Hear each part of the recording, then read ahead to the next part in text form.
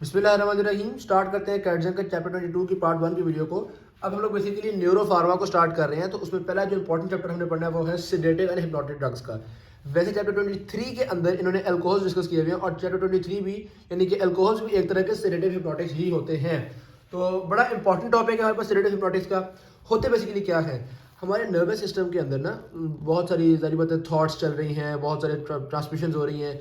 अब कुछ डिसऑर्डर्स ऐसे होते हैं जिसके अंदर ट्रांसमिशन ज़्यादा हो गई हैं, एक्साइट हो गई हैं, जिसमें एनजाइटी आ जाता है, जिसमें इस तरह की चीज़ें जो है ना, सोशल एंजाइटी डिसऑर्डर है या इंसोम्निया है, नींद नहीं आ पा रही, तो बहुत ज़्यादा एक्साइट हुआ है।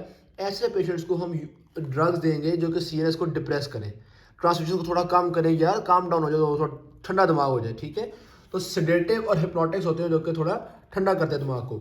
दूसरी तरफ कुछ बीमारियां ऐसी होती हैं जिसमें दिमाग ज़्यादा ही डिप्रेस हुआ हुआ होता है, ज़्यादा ही ठंडा हुआ हुआ होता है, ट्रांसमिशन वीक हुई होती है। तो ऐसी सिचुएशंस में हम लोग कुछ स्टिमुलेटरी, कुछ एक्साइटेटरी ड्रग्स देते हैं। ठीक, अब डिप्रेस कैसे, जैसे मिसाल के तौर पर डिप्रेशन की बीमारी है तो इसमें हम एक्साइटेटरी किस्म के ड्रग्स देंगे जो कि आगे हम इंशाल्लाह पढ़ेंगे, मुख्तलिफ चैप्टर्स में पढ़ेंगे। फिलहाल हमने वो ड्रग्स पढ़ने हैं जो कि dose dependent serious depression effects रखते हैं। ठीक, अब इसमें दो लफ्ज़ इस्तेमाल कर रहे हैं हम, सेडेटिव और हिप्नोटिक्स। मतलब क्या है, सेडेशन का मतलब होता है रिलीफ ऑफ एंजाइटी, है मिलते जुलते लफ्ज़ ही। ठीक है, लेकिन एक अगर कोई पूछ लिया कि इसमें फ़र्क क्या आता है, भाई सेडेशन का मतलब है एंजाइटी को ख़त्म करना, सही है, बंदे के दिमाग को रिलैक्स करना।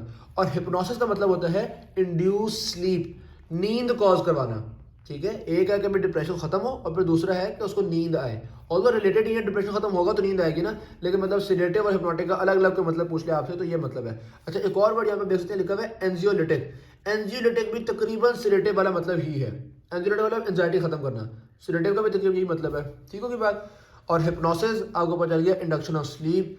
और इस तरह के बहुत सारे वर्ड्स हैं। एडिक्शन का मतलब होता है कि एक ड्रग एक दफ़ा बंदे ने लिया, अब उसने छोड़ दिया, मतलब डॉक्टर ने कहा भाई 2 दिन ड्रग खा लेना, उसने 2 दिन खा लिया, लेकिन तीसरे दिन अब उसको दिल करता है कि यार मज़ा बड़ा आया खा के, तो ज़रा दोबारा खाते हैं। हाँ हाँ हाँ, इसको हम कहते हैं एडिक्शन। ठीक है, और फिर एनेस्थीसिया, ये बाकी जो आपको ऐसे ऐसे चैप्टर में पता चलती जाएंगी। अब वो कह रहे हैं कि जी सेडेटिव और हिप्नोटिक के जो काम करवाने वाले काफ़ी सारे ड्रग ग्रुप्स होते हैं। जो मेजर सब ग्रुप्स हैं वो आपको थोड़ा बताने लगे। एक तो हो गए बेंजोडाइजपीन्स। ठीक है जी, नाम याद रखना है आपने, देरों में नाम याद रखना थोड़ा मुश्किल काम होता है, इंशाल्लाह आप लोगों को ऐसा ऐसा हो जाएंगे याद। तो एक तो सबसे जो इंपॉर्टेंट ड्रग ग्रुप है ना वो आ जाता है बस बेंजोडाइजपीन्स। ठीक है, नंबर 2 पे आती है बारबी, ओहो बारबीचुरेट्स। ठीक हो गया। फिर उसके बाद कुछ मिसलिनियस ड्रग ग्रुप्स हैं जिनमें एक इंपॉर्टेंट ड्रग ग्रुप आता है जेड वाले। ठीक है, और ये जो जेड वाले हैं ना, ये ज़्यादातर नींद ही कॉज करवा रहे होते हैं, यानी हिप्नोटिक्स होते हैं। Very sorry. अब जेड वाले कौन से हैं, जोल्पिडम, जेलिप्लोन और एसजोपिक्लोन। ठीक है, ये होगा जेड वाले। और एक और एटिपिकल ड्रग है जिसका नाम है बुस्पायरॉन। ठीक, और एक और कुछ ड्रग्स पड़ेंगे जो कि मेलाटोनिन एगोनिस्ट होंगे। मेलाटोनिन आपको पता है ना, आपके सर्केडियन रिदम को रेगुलेट करने में रोल प्ले कर रहा होता है, तो मेलाटोनिन एगोनिस्ट भी हम यूज़ करते हैं। और इस चैप्टर के एंड में हम ड्रग्स देखेंगे ऑरेक्सिन एंटागोनिस्ट। टेंशन आने ऐसे। वेरी सॉरी, मेरा गला असल में क्लियर नहीं हो रहा। अच्छा, ऑरेक्सिन एंटागोनिस्ट ये भी किस तरह से रोल प्ले करते हैं। ऑरेक्सिन इन्वॉल्व होता है आपको जगाए रखने में, तो ऑरेक्सिन एंटागोनिस्ट दे देंगे तो ये आपको जगाए नहीं रख पाएगा, आपको नींद आ जाएगी। सही है की बात। तो ये मुख्य ड्रग ग्रुप्स हैं। मेनली हम इस पूरे चैप्टर के अंदर बेंजोडाइजपीन्स, बारबीचुरेट्स को डिस्कस कर रहे होंगे। और फिर बेंजोडाइजपीन्स का बड़ा भाई है ये जेड वाले ड्रग्स जो है ना, जोल्पिडम, जेलिप्लोन, ये थोड़े लेटेस्ट किस्म के बेंजोडाइजपीन्स हैं। बेंजोडाइजपीन नहीं है लेकिन काम उन्हीं की तरह करते हैं, थोड़े लेटेस्ट ड्रग्स हैं। तो इन तीन को हम बेसिकली चैप्टर में थ्रू आउट डिस्कस कर रहे होंगे। इन तीन की फार्माकोकाइनेटिक्स देखेंगे, इन तीन के मैकेनिज्म ऑफ एक्शन देखेंगे, इन तीन की फार्माकोडायनामिक्स देखेंगे, टॉक्सिसिटी वगैरह देखेंगे। ठीक है, और फिर चैप्टर के एंड में लास्ट पार्ट की वीडियो में जो एटिपिकल ड्रग्स हैं उनको डिस्कस कर लेंगे। भाई बुस्पायरॉन क्या होता है, मेलाटोनिन एगोनिस्ट क्या होती है। ठीक है, बाद सबसे पहले स्टार्ट करते हैं फार्माकोकाइनेटिक्स में। फार्माकोकाइनेटिक्स मैंने आपको पहले बताया है, 3 चीज़ें होती हैं, 4 चीज़ें होती हैं, आदमी से आप याद रख सकते हैं। 4 चीज़ें कौन सी होती हैं। सबसे पहले होती है एब्जॉर्प्शन, डिस्ट्रीब्यूशन, मेटाबॉलिज्म, एलिमिनेशन या कह लो एक्सक्रीशन। ठीक है, एब्जॉर्प्शन लिपिड सॉल्युबल ड्रग्स हैं जी, आराम से एब्जॉर्ब हो जाते हैं गैस्ट्रोइंटेस्टाइनल ट्रैक्ट में से। सही है, तो आप ओरल देते हैं और ये आराम से एब्जॉर्ब हो जाते हैं।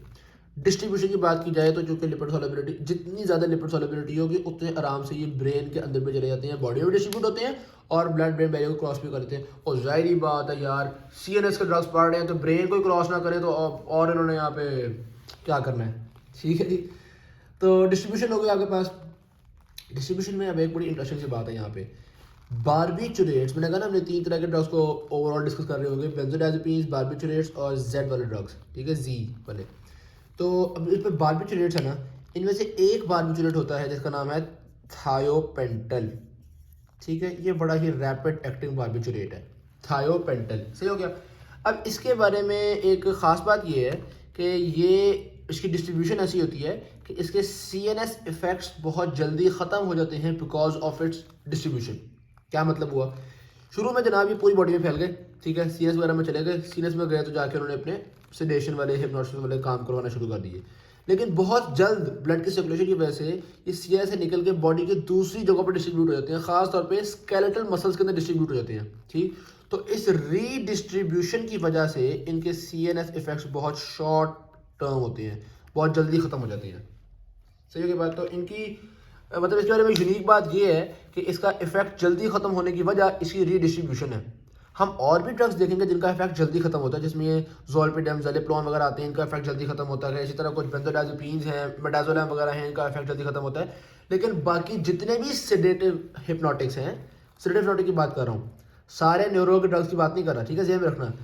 बाकी जितने भी सेडेटिव हिप्नोटिक्स हैं वो लिवर के मेटाबॉलिज्म की वजह से, अगर उनका शॉर्ट एक्शन है ना, तो लिवर के मेटाबॉलिज्म की वजह से शॉर्ट एक्शन होगा। सिर्फ थायोपेंटल है जिसका short action is due to its redistribution.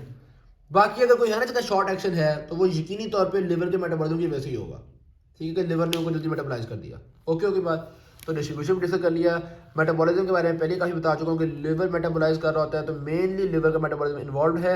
सिर्फ जो थायोपेंटल है इसके केस में थोड़ी सी फ़र्क चीज़ें होती हैं, और इसी तरह वो आपको कह रहे हैं कि बारबिचुरेट्स भी एक्सटेंसिवली मेटाबॉलाइज होते हैं। एक इनमें अलबत्ता है जो कि ये फिनोबार्बिटल वीक एसिड, ये पार्टली अनचेंज निकल जाता है यूरिन में, ठीक है बात। तो बारबिचुरेट्स में अच्छा, इसके बारे में मैंने ये नहीं कहा कि ये अनचेंज निकलता है, सिर्फ ये बताया कि इसका जो CNS पे शॉर्ट ड्यूरेशन एक्शन है वो इसकी रीडिस्ट्रीब्यूशन की वजह से है, सही है बात। बाकी ज़्यादातर बारबिचुरेट्स जो है वो मेटाबोलाइज होते हैं, बेंजोडाइजेपिन्स जो है वो मेटाबोलाइज होते हैं। अलबत्ता मैंने आपको एक और बता दी कि फिनोबार्बिटल जो है वो भी बाज़ औक़ात मेटाबोलाइज हुए बगैर ही, या मतलब काफ़ी हद तक मेटाबोलाइज हुए बगैर यूरिन में निकल सकता है, ज़्यादातर मेटाबोलाइज होते हैं, ठीक। लेकिन मेटाबॉलिज्म और एक्सक्रीशन के बारे में अब एक इंटरेस्टिंग बात आ जाती है, वो क्या, इनमें से अक्सर बेंजोडाइजेपिन्स मेटाबोलाइज होके ऐसे मेटाबोलाइट्स बनाते हैं जो कि एक्टिव होते हैं, जिसकी वजह से इनका एक्शन ख़त्म ही नहीं हो पाता, सही। तो यानी कि बेंजोडाइजेपिन्स बहुत ही लॉन्ग एक्टिव हो जाते हैं बाद औक़ात उसकी वजह से। अब मैं एक आपको एग्जांपल देता हूँ, एक बेंजोडाइजेपिन, अच्छा बेंजोडाइजेपिन्स के नाम याद कर रहे हो ना, तो इनके अक्सर नाम के एंड में या तो पैम आ रहा होता है या जोलैम आ रहा होता है, ओलैम आ रहा होता है, ठीक है, या पैम आ रहा होगा एंड में या ओलैम आ रहा होगा एंड में, सही होगी बात। अब हम देखते हैं जनाब वाली। अब बेंजोडाइजेपिन का नाम बताना शुरू करूँ मैं आपको, बहुत सारे होते हैं, इनमें से थोड़े थोड़े करके अगर हम करना शुरू करें तो एक हो गया आपके पास डायज़ेपैम, ठीक हो गया। अब डायज़ेपैम का जो ड्यूरेशन ऑफ एक्शन होता है वो होता है कह लो को तकरीबन 1 to 8 आवर्स, ठीक है, 8 घंटे तक इसका हाफ लाइफ है या एक्शन है। इसके बाद इसने मेटाबोलाइज हो जाना है, वही जो साइटोक्रोम P450 के एंजाइम होते हैं उनकी वजह से ये लिवर में मेटाबोलाइज हो जाएगा और बना देगा नॉरडायज़ेपैम। अब आप उसको नॉरडायज़ेपैम भी कह सकते हैं, बिग कैटजंग में डेसमिथाइल डायज़ेपैम का लफ्ज़ इस्तेमाल हुआ है, ठीक है जी, डेसमिथाइल डायज़ेपैम। आप इसको नॉरडायज़ेपैम जो कैप्टन है वो नॉरडायज़ेपैम कहता है। अब ये जो मेटाबोलाइट है ये भी सेडेटिव और हिप्नोटिक एक्शन रखता है, और इस मेटाबोलाइट की हाफ लाइफ होती है अप टू 60 आवर्स। तो ऑल्दो डायज़ेपैम तो जल्दी मेटाबोलाइज हो गया है, लेकिन उसका मेटाबोलाइट सेडेटिव और हिप्नोसिस कॉज करता रहता है 60 आवर्स तक। तो पहले 8 घंटे इसने खुद काम किया है, फिर इसके एक मेटाबोलाइट ने 60 घंटे काम किया है। अच्छा, फिर ये मेटाबोलाइट भी डायरेक्ट यूरिन में निकलता नहीं है, ये फर्दर मेटाबोलाइज होता है इनटू ऑक्साज़ेपैम। लो जी, ऑक्साज़ेपैम खुद एक बेंजोडाइजेपिन है, ठीक है, ये भी एक एक्टिव मेटाबोलाइट है। ऑक्साज़ेपैम खुद अप टू 6 आवर्स काम करता है, ठीक है, और फिर अल्टीमेटली ये कॉन्जुगेशन होगी और ये यूरिन के थ्रू निकल जाएगा, ठीक है। तो डायज़ेपैम का ओवरऑल एक्शन कितनी तक चला, 60 + 8 प्लस का कोई 70-80 आवर्स तक इसका एक्शन हो सकता है। 2-3 दिन बंदा इसके एक्शन में रहता है, ठीक है। तो मेटाबॉलिज्म के बारे में बड़ी इंटरेस्टिंग सी बात यह है कि इनमें से अक्सर ऐसे हैं विच मेटाबोलाइजेस टू एक्टिव मेटाबोलाइट्स, जिनकी वजह से इनकी ड्यूरेशन ऑफ एक्शन बहुत ज़्यादा हो जाती है। उनमें सरे फहरिस्त आता है आपके पास, एक तो ये डायजेपैम, इसी तरह एक और है फ्लूरेज़ेपैम, फ्लूरेज़ेपैम। ठीक है। अब यहाँ पे उन्होंने इसको लॉन्ग एक्टिंग बेंजोडाइज़ेपिन में लिखा है फ्लूरेज़ेपैम को। फ्लूरेज़ेपैम तो बल्कि बेंजोडाइज़ेपिन से भी, सॉरी, डायज़ेपैम से भी ज़्यादा लंबा एक्शन रख रहा होता है। सही के बाद, और इसी तरह फिर एक और आता है आपके पास क्लोराज़ेपेट। ये क्लोराज़ेपेट का नाम मिनी कैट से मुझे लिखा हुआ ना याद हो तो खैर है। ठीक है। वैसे ये डायज़ेपैम ज़्यादा इंपॉर्टेंट होता है। मैं तो वैसे ही क्लोराज़ेपेट, मैं तो वैसे ही आपको पता है एक्स्ट्रा बातें करने का शौकीन हूँ। तो फ्लोराज़ेपैम, क्लोराज़ेपेट, ये ज़रा आपके पास लॉन्ग एक्टिव, ये सारे वो हो गए जिनके होते हैं एक्टिव मेटाबोलाइट्स। सही हो गया। फिर कुछ बेंजोडाइज़ेपिन ऐसे हैं जिनके एक्टिव मेटाबोलाइट्स नहीं होते, बस वो जब जैसे ही उनकी जितनी उनकी हाफ लाइफ होगी उतना ही उनका एक्शन होगा। सही होगी बात। अब इसमें आपके पास जो 3 इंपॉर्टेंट नाम हैं वो एक तो हो गया ऑक्साज़ेपैम, देखा याद है ना ऑक्साज़ेपैम कितनी देर बाद चला गया था। अच्छा, फिर एक नाम हो गया लोराज़ेपैम, ठीक है जी। और फिर एक नाम हो गया टेमाज़ेपैम, टेमाज़ेपैम। सही हो गया। इन सब के एक्टिव मेटाबोलाइट्स नहीं होते, जैसे मेटाबोलाइज होए गए। सही की बात। तो इनकी हाफ लाइफ बहुत शॉर्ट होती है। अच्छा, अब बस इनकी जितनी जितनी हाफ लाइफ होगी ना उतना इनका एक्शन होगा। अगर जिसकी 6 घंटे हाफ लाइफ है वो 6 घंटे काम करेगा, जिसकी 2 घंटे हाफ लाइफ है वो 2 घंटे काम करेगा। ओके होगी बात। आखिर में कुछ मतलब मैं आपको तीसरी कैटेगरी बनाता हूँ। कुछ ऐसे बेंजोडाइज़ेपिन होते हैं जो कि बहुत ही रैपिड एक्टिंग है, बहुत ही जल्दी मेटाबोलाइज हो जाते हैं, ज़रा एक्टिव मेटाबोलाइट्स नहीं बनाते और उनकी हाफ लाइफ बहुत थोड़ी है। उसमें सरे फहरिस्त आता है मिडाज़ोलैम। मिडाज़ोलैम बहुत ही शॉर्ट एक्टिंग होता है। मुख्तलिफ जगहों पर मिडाज़ोलैम का जिक्र हुआ है, या मिनी कैट्स अगर आपने टेबल देख रहे हैं तो टेबल के अंदर उन्होंने शॉर्ट एक्टिंग में ट्रायाज़ोलैम को लिखा हुआ है। सही होगी बात। तो ये बस थोड़ा सा आपको एक्शन के हिसाब से बेंजोडाइज़ेपिन्स को एक तरह से हमने कैटेगराइज करना सीख लिया है कि भाई कौन कौन सी कैटेगरीज आ रही हैं इसके अंदर। कुछ नाम याद करना आपके लिए आसान हो जाएंगे। मिनी कैट्स ने बहुत ज़्यादा इस तरह से डिफ्रेंशिएट नहीं किया, इस टेबल में किया हुआ है, आगे टेक्स्ट में कहीं इतना उन्होंने नहीं किया। मैंने बार बार आपको वैसे बता दिया है, थोड़ा सा आपके जहन में पता क्या, वो जब कभी एमसीक्यू आता है ना कि कौन सा वाला बेंजोडाइज़ेपिन यूज़ होगा, तो आपको थोड़ा बहुत बातें जहन में रहनी चाहिए। अब कोई बस किसी बंदे को ऐसी बीमारी है जिसमें बार बार सीरियस आने के या बार बार कोई प्रॉब्लम होने का चांस होता है, तो ऐसे में हम कोई ऐसा ड्रग देंगे जो यार एक दो दिन असर तो रखे ना, जिस तरह के ये डायज़ेपैम वगैरह दे देंगे, अल्प्राज़ोलैम दे देंगे। ठीक है। एक और ड्रग भी होता है अल्प्राज़ोलैम, तो इस तरह का ड्रग हम दे देंगे इस पेशेंट को। अच्छा, अब ये मिडाज़ोलैम या इस तरह के रैपिड एक्टिंग कभी भी सीरियस में नहीं देते हम। ठीक है। बंदे को सीजर है, आपने शॉर्ट एक्टिंग ड्रग दे दिया, घंटे पर फिर सीजर होना शुरू हो जाएंगे, तो ये तो कोई काम की बात है ना अभी। हाँ, इनको किस में देते हैं, इन्होंने लिखा हुआ जी प्री ऑपरेटिव सेडेशन में। भाई अभी ऑपरेशन करने लगे हैं, बस घंटे का ऑपरेशन है तो हम चाहते हैं घंटे सेडेशन हो, उसके बाद बंदा ठीक हो जाए, नॉर्मल हो जाए। ठीक है। तो इस तरह के कामों में प्री ऑपरेटिव सेडेशन वगैरह में हम इनको शॉर्ट एक्टिव मिडाज़ोलैम वगैरह को दे देंगे। एनेस्थेटिक के तौर पर यूज़ करना है तो चलो हम इनको दे देंगे। तो इस तरह के कामों में ये शॉर्ट एक्टिंग हो जाते हैं। तो सब लोग काइनेटिक्स हमारे पास ऑलमोस्ट यहाँ पे मुकम्मल हो जाती हैं। बेंजोडाइज़ेपिन्स की फास्ट हम डिस्कस कर ली। बारबिटरेट्स की भी मैं आपको बताऊँ तो ये कोई मुश्किल नहीं है, बस मैं ऐसे एक दो का एग्जाम दे में रख लो। बारबिटरेट्स में जो फिनोबार्बिटल था ये थोड़ा सा लॉन्ग एक्टिंग होता है, और ये मजे की बात ये है कि ये प्रेग्नेंट फीमेल्स के अंदर अगर सीरियस हो रहे हो तो हम इनको दे रहे होते हैं। वैसे तो ये आगे यूजर्स क्लिनिकल यूजर डिस्कस करने होते हैं, लेकिन चलो एक एक्स्ट्रा बात मैंने आपको बता दी। फिनोबार्बिटल, पी से फिनो, पी से प्रेग्नेंट जेल में रख सकते हैं आप। और एक थायोपेंटल जो होता है ये बहुत ही रैपिड एक्टिंग होता है, और इसका जो क्विक एक्शन होता है that is because of redistribution. सही होगी बात। यहाँ पे उन्होंने एक क्लोरल हाइड्रेट की भी एग्जांपल डिस्कस की हुई है। अच्छा, मैं थोड़ा सा अब अगर आपको बिग कैटेगरी चीज़ों को दिखा दूँ तो आपके लिए बातें और क्लियर हो जाएंगी। ये देखिएगा, अब इसमें ना उन्होंने मुख्तलिफ एक्टिव मेटाबोलाइट्स दिखाए हुए हैं। मैंने आपको डायज़ेपैम का बताया था, इसमें मेटाबोलाइज हो गया, इसमें मेटाबोलाइज हो गया, ये सारे एक्टिव मेटाबोलाइट्स थे। ठीक है। फ्लोराज़ेपैम था, वो इनके अंदर कन्वर्ट होता है, ये खुद भी सीडेटिव वाले प्रोसेस करते रहते हैं और फिर अल्टीमेटली कॉन्जुगेट होकर यूरोप में निकल जाते हैं। इसी तरह क्लोराज़ेपेट, ये तीन जो मैंने आपसे डिस्कस किए हैं। अब ये नाम तो और भी बहुत सारे आ रहे हैं, लेकिन इनको अभी आप फिलहाल गोली मारें। अल्प्राज़ोलैम पे चलो मैंने आपको एंड में बता दिया था कि ये भी एक होता है जो एक्टिव मेटाबोलाइट्स में कन्वर्ट हो रहा है। ठीक है। ऑक्साज़ेपैम डायरेक्ट कॉन्जुगेट होगा, लोराज़ेपैम डायरेक्ट कॉन्जुगेट होगा, इसी तरह टेमाज़ेपैम डायरेक्ट कॉन्जुगेट हो जाएगा। सही है बात। तो ये आप देख सकते हैं नीचे उन्होंने आपको हाफ लाइफ भी दिखाई हुई है।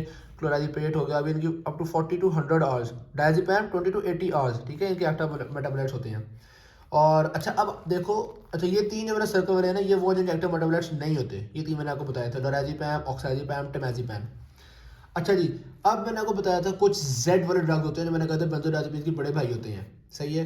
या कह लो कि ये एडवांस ड्रग्स हैं, ये जेड वाले जो होते हैं ना, ये खास तौर पे सिर्फ हिप्नोसिस के लिए यूज़ हो रहे होते हैं, ये सिर्फ नींद कॉज करने के लिए यूज़ हो रहे होते हैं। इनके सिलेटिव एक्शंस या इनके एनजाइटी वाले एंजियोलिटिक वाले काम कम है, उन फंक्शंस के लिए कम यूज़ करते हैं। इनको नींद के लिए तो डिस्कस करते हैं। यार आप ऐसे याद रख सकते हैं, वो आप देखो ना कार्टून्स में जब वो शो करते हैं कि ये बंदा सो रहा है, तो वो क्या दिखाते हैं, उसके मुंह के साथ ऐसे से आइडिया होता है कि ये बंदा तो खराटे मार रहा है, ठीक है। तो से आपको याद हो जाएगा ज़ोलपीडम, ज़ेलेप्लोन, एज़ोपिक्लोन, ठीक है, नींद में इन्वॉल्व हैं, याद हो जाएंगे इंशाल्लाह। अच्छा, अब इनमें भी मैं तो टाइम ड्यूरेशन आप देख सकते हैं, ज़ेलेप्लोन और ज़ोलपीडम नाम भी छोटा है इसलिए इनका ड्यूरेशन भी छोटा है। एसजोपिक्लोन का नाम थोड़ा लंबा है, इसका ड्यूरेशन भी थोड़ा लंबा होता है। तो नींद कॉज करवाना कि हम चाहते हैं बस बंदा सो जाए, इस बंदे का मसला ये है कि ये सो नहीं पाता, हाँ अगर सो जाए तो फिर ठीक रहता है। तो ऐसे लोगों को देते हैं शॉर्ट एक्टिंग सेलेप्लॉन ज़ोलपीडम, ठीक। लेकिन एक पेशेंट आते कहते हैं डॉक्टर साहब, अब सारा आती है, सारा आके कहती है कि जी, कोई लड़की है सारा, वो आके कहती है कि जी मुझे सोया भी नहीं जाता और अगर आँख लग जाए तो बार बार आँख खुलती है। तो फिर हम उसको एसजोपिक्लोन दे देंगे जिसका कुछ 6 आवर्स 10 आवर्स ड्यूरेशन हो कि भाई ये सोए भी और इसकी नींद मेंटेन भी रहे। ओके की बात। तो ये हमने थोड़ा सा जी ड्रग्स को भी डिस्कस कर लिया है, ऊपर मेरा कॉन्जुगेशन वगैरह भी दिखा दिया है। तो यहाँ पे भी उन्होंने बताया है कि ज़ेलेप्लोन और ये सारे भी बड़े जल्दी काम करते हैं, इनको भी मेटाबोलाइज आकर साइटोक्रोम P450 वाले एंजाइम्स ही करते हैं। और एंड में थोड़ी सी उन्होंने आपको बताया है कि इसका ड्यूरेशन इससे भी ज़्यादा, इसका ड्यूरेशन इससे भी ज़्यादा। वो बातें पहले बता चुका हूँ। Thank you very much. Video अच्छी लगी शेयर कीजिएगा, चैनल को सब्सक्राइब कीजिएगा। अगले पार्ट में इंशाल्लाह हम एक्शन को डिस्कस करेंगे। थैंक अल्लाह हाफिज़।